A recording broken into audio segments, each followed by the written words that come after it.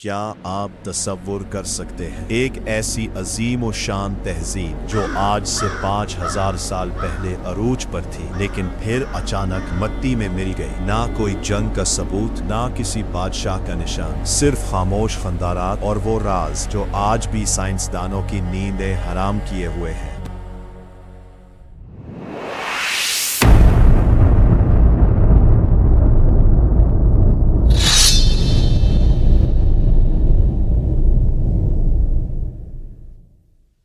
दुनिया ने मिस्र के हायरोग्लिफ्स को समझ लिया, यूनिफॉर्म को पढ़ लिया, लेकिन इंडस वैली, मोहनजोदारो, हड़प्पा की ये ज़बान, ये आज भी एक मुअम्मा है। इन पत्थरों पर लिखे ये निशानात हमें क्या बताना चाहते हैं? क्या ये किसी आने वाली क़यामत की पेशगोई थी, या फिर उनके अरूज का कोई मख्फी फॉर्मूला? जब तक हम इसे पढ़ नहीं लेते, हम उनके असली मकसद से अनजान रहेंगे। सोचिए, उस दौर में जब दुनिया घर बनाना सीख रही थी, ये लोग डबल स्टोरी मकानात और बेहतरीन स्टोरेज सिस्टम बना चुके थे। उनका निज़ाम ज़िंदगी इतना परफेक्ट था कि देखकर अक्ल दंग रह जाती है। मगर सवाल ये है कि इतनी अक्लमंद कौम अचानक कहाँ गायब हो गई?